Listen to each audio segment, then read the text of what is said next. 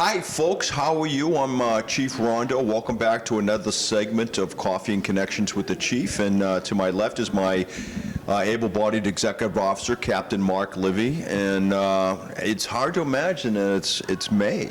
Oh, wow, holy smokes, where did the time go? So there's a lot of things happening in May. So Mother's Day is happening. So all you fellas, I once had a very smart guy tell me, a good son always spends Mother's Day with his mom. So if you still have that opportunity, you should be spending Mom's Day with your mom. And for those of you like me whose parents have since passed, it's a nice time to maybe remember them and think about and reminisce about all the good times you had. So that is coming up in May. Also at the end of May we have Memorial Day. Obviously that's a big weekend, right? That really is the unofficial kickoff to summer. So, be paying attention to that. Of course, the kids will be out. There'll be bike riding. So if you're traveling on the streets, you want to pay attention to that and make sure that after the long winter, you leave a little bit of extra time because the kids are back in school. So the buses are going to be dropping kids off, and people are going to be walking to school, and there'll be pedestrians. So just leave a little bit earlier for your appointments and your travels, and because you're going to be experiencing all this traffic congestion that you didn't have before. So just keep that in the back of your mind. Also with May, the water is warming up, and there's going to be some warm days. There's going to be some wet days. First couple of weeks of May, usually still a little wet from April. Of course, we know April showers bring May flowers, so the rain is always welcome. We're coming out of a drought. Remember last year there was a drought toward the end of the summer. So the rain is always welcome, but it does make driving a little sloppy, so just be careful while you're doing that.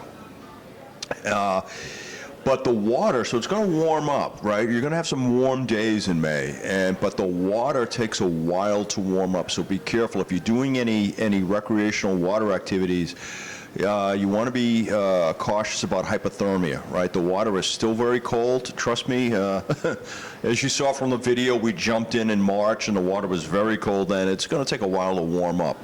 So just keep that in the back of your mind. So the water is still cold. It's still chilly. You don't want to get a cold water injury.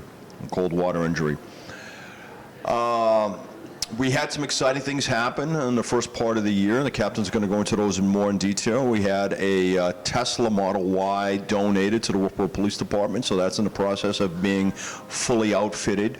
We had an Apex mountain bike that was donated to the Wolfeboro Police Department from David Thayer down in Coyote Creek in Rochester. So that was very nice. That mountain bike is an e-bike. It's an electronic bike. It's an electric bike, and you have to see this thing. It's just amazing. And the whole thing is controlled with a little pad, a little electronic pad. Looks like a little iPad that mounts to the handlebars.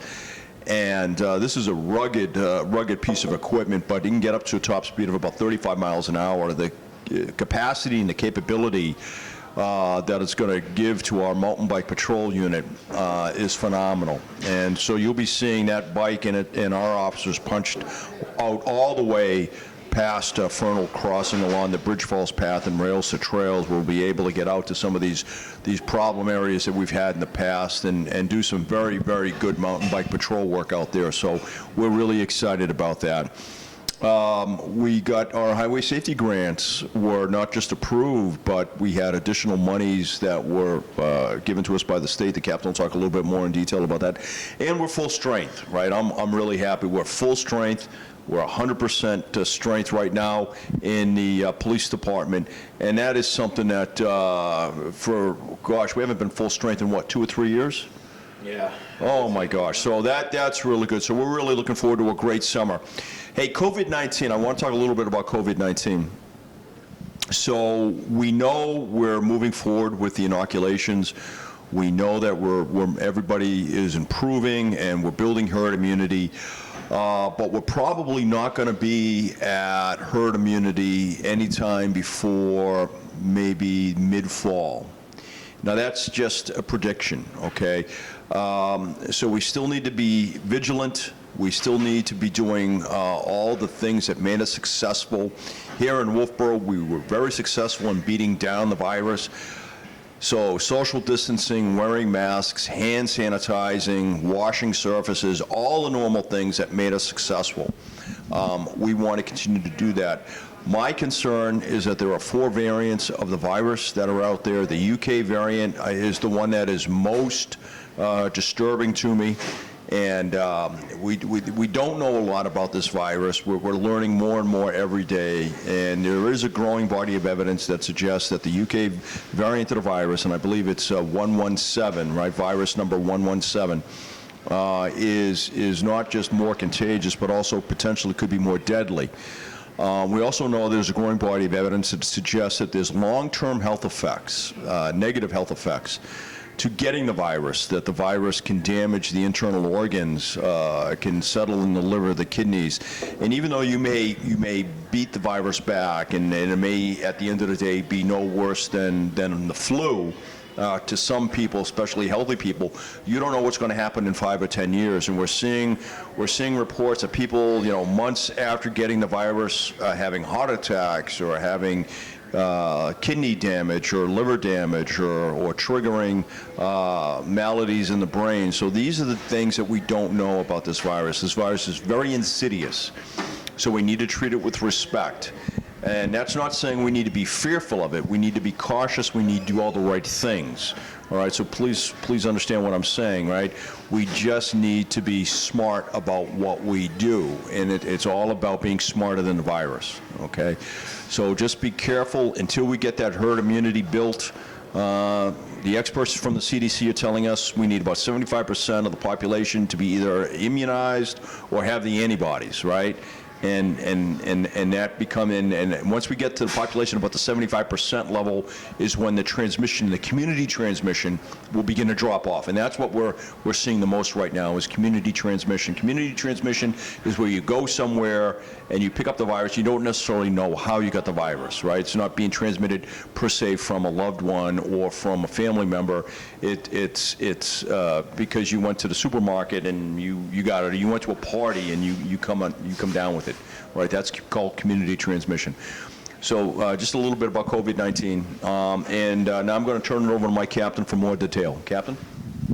Thanks, Chief. Thank you. So coming down with the nicer weather as you see behind us, we're getting into May, so what does that bring?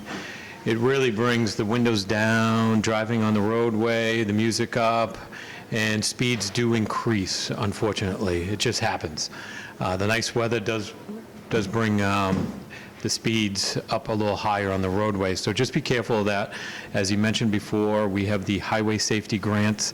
We get additional monies for certain grants in there, which is basically your DWI, driving while intoxicated, your speeds, your distracted driving. So you're going to see our officers out on the roadway, extra patrols that are paid out by the grant, not by the town of Wolfeboro, and reimbursed through them. So you'll see extra officers out there pulling over cars because that's what the grant wants you to do. They want you to educate, want you to get out there, stop the vehicles that are violating the roadways with distracted driving, which is, we see it all the time.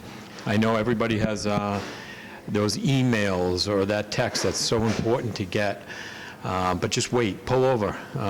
Wait till you arrive at your destination and look at it then. It's just not worth it, to be honest with you. So, as he said, the police department is full staff. That's exciting. Very exciting for us over here because, I mean, it just makes my scheduling a lot easier. It's been a challenge, especially for the last year. I know it's been about 2 years that we've been off and on here, but the last year has been rough with the scheduling and unfortunately with COVID here. So we've been doing well. So we're full staff. Everyone's out in the roadway and everyone's in. So that's a great thing for our department. One other thing that he mentioned before is the Tesla. We are getting a Tesla Model Y. We had ordered that at the end of April, so You should be seeing it, they're saying about 5 to 9 weeks. It will arrive, delivered right to the PD. And then it's got to go down to Nevo, which is formerly by Two-Way, and get the upfitting. What the upfitting is your lights, your emergency lights that are on it, your radios, the computers, everything that helps us conduct our job out on the roadway. And so everything gets put into that vehicle, and then that usually takes a week or two. And so hopefully, once it's ordered, it takes about 11 weeks or so, and it'll be on the roadway. That's much different than the Ford Explorer that we ordered. That usually takes 8 months to get to our, to get to us, and then it goes down to Nevo down there to get equipped with the upfitting, with the emergency lights, the radio, everything that's equipped for that vehicle. So that could take another week, 2 weeks. So we usually look at that sometime in November by the time we get that back. So it would be nice to get this Tesla additional to the fleet. I'm the lucky one, the chosen one, who gets to drive it. So I'm pretty excited. I love technology, so this is all technology with the Model Y. So stop in, see it. If you want to, you'll see me driving around. It will be marked with the Wolfeboro police emblems on the side there. So yeah, stop in, take a peek at it, look at it anytime. Give me a call, an email if you want to see it. It should be here, like I said, hopefully 11 weeks or sometime. So we're saying we're in May right now, so sometime early June we might have it somewhere around there. So hopefully, or late June actually. So we also got that mountain bike, which is donated by David Thayer down at Coyote Creek down in Rochester. Like he said, it's an exciting mountain bike. I mean, it's huge. It's 70 pounds. It goes about 21 miles on the electric side. It goes 35 miles an hour, which that is fast for a mountain bike. So I doubt you'll see our officers going 35 miles an hour on that bike, but you never know. They get used to something. You never know how fast they're going to go unless it's an emergency that they got to get to, but that is pretty fast on a mountain bike. But that just helps us cover so much, a larger area of the downtown, Clark Plaza, the Bridge Falls Path, the beaches. It just allows the officer to cover more area for where it's harder for your bikes, for your patrol units to get into during the summer months. So we're pretty excited about that.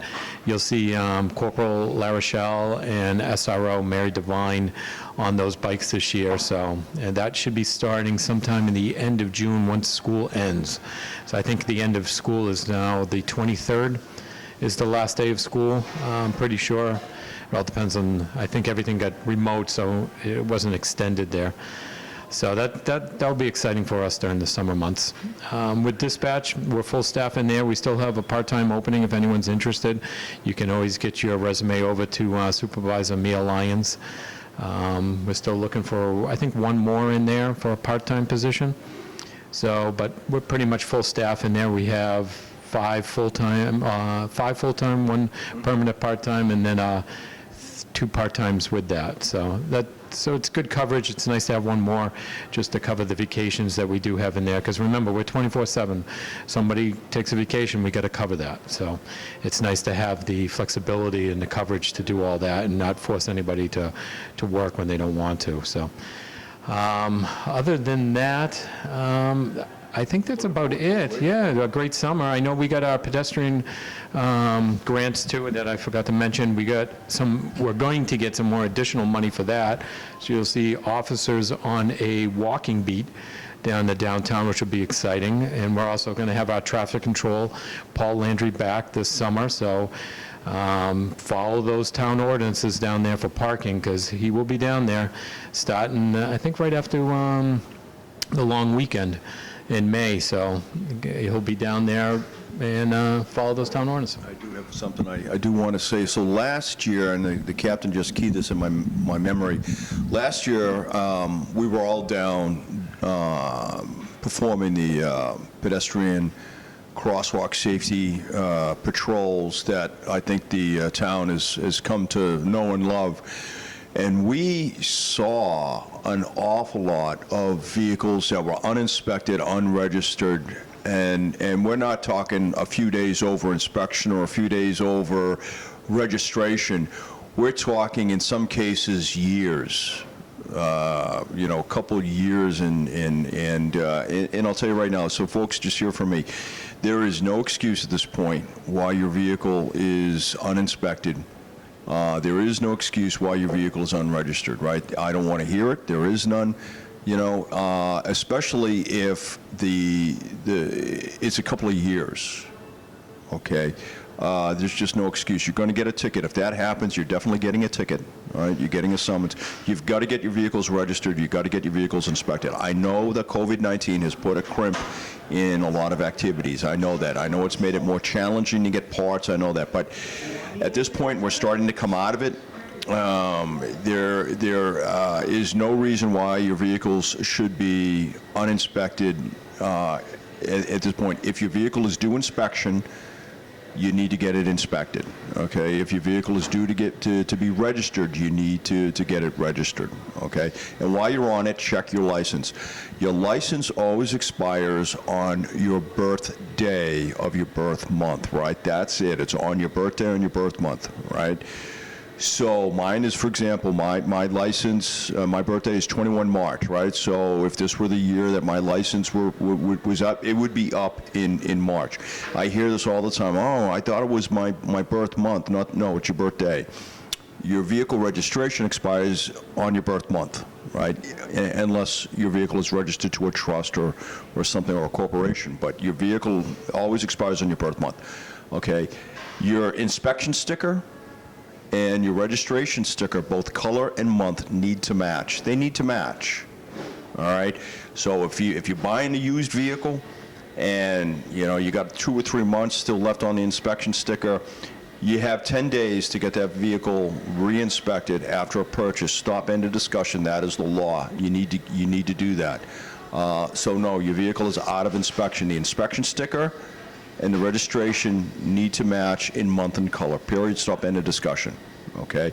If you buy a brand-new vehicle, you basically have 30 days to get the vehicle inspected, because a brand-new vehicle is assumed to be safe on the road. It's all about safety, right? It really is all about safety.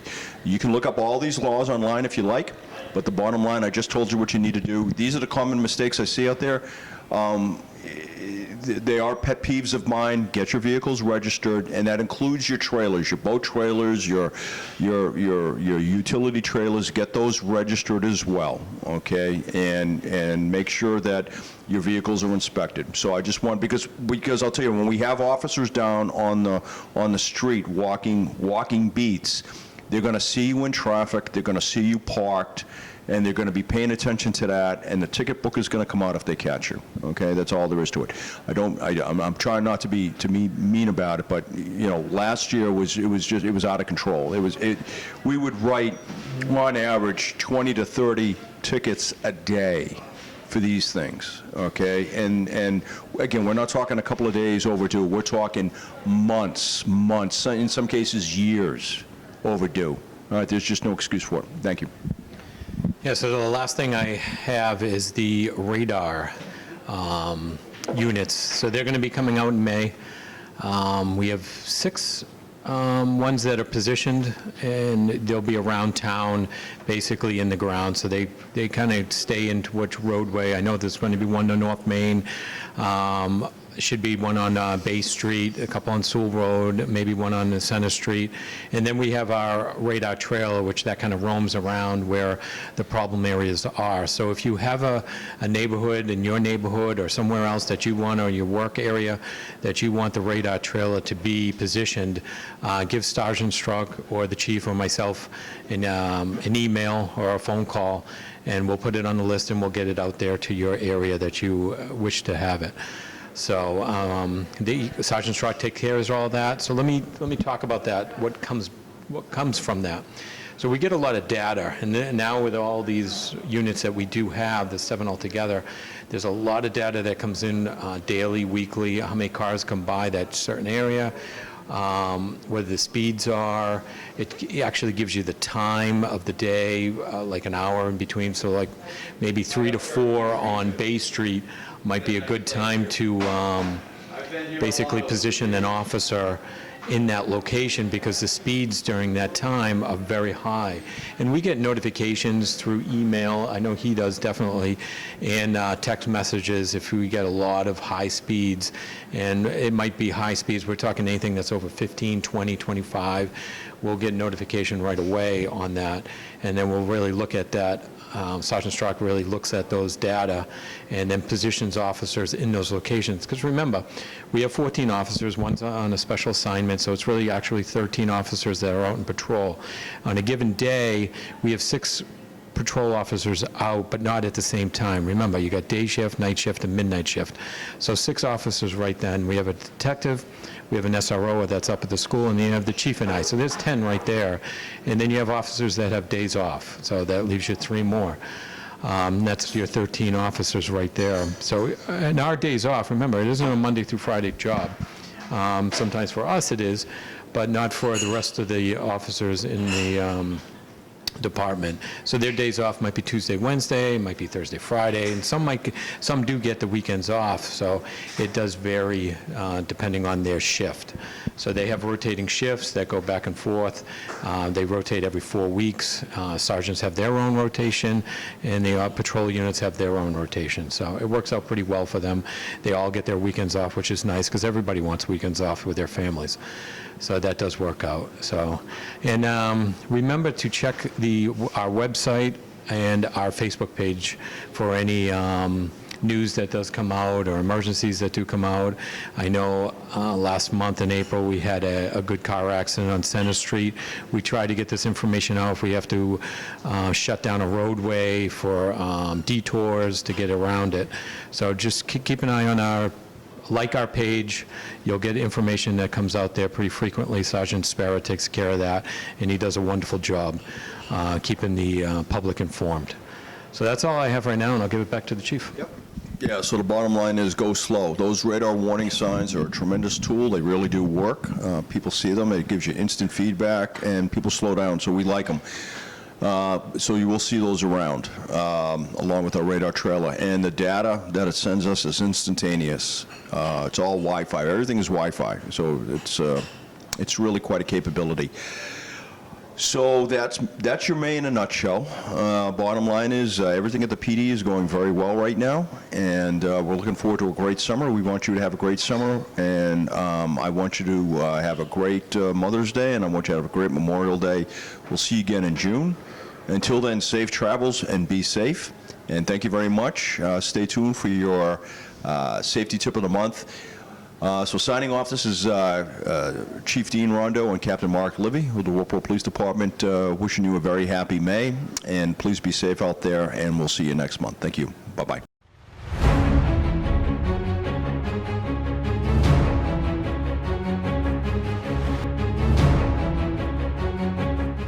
Hey, welcome back to Coffee and Connections with the Chief. I'm Chief Dean Rondo, and this is your safety tip of the month for May. So warm weather is upon us. The April showers have passed. We're looking forward to a great summer. And we live on Lake Winnipesaukee, right? We're right on the eastern shores of Lake Winnipesaukee, and we all want to get in that water. It's been a long summer. Water's still cold. Be really careful. Whether you're fishing or you're boating or you're doing some sort of water activity, the water is still very cold. It's not going to warm up until about June or so. That doesn't mean you can't have a good time, but I want you to be safe out there. May typically and into early June, we still get strong winds that blow across. So if you're out there, be mindful of that. Keep your eye on the weather. And you don't want to capsize and end up in the water, and you're not prepared to go into this water, which is still probably in the 40s, maybe low 50s at this point. So I want you to be careful. All right, that's your safety tip of the month. Thank you very much for tuning in, and I'll see you in June for another segment of Coffee and Connections with the Chief. Until then, be safe out there. Thank you. Bye-bye.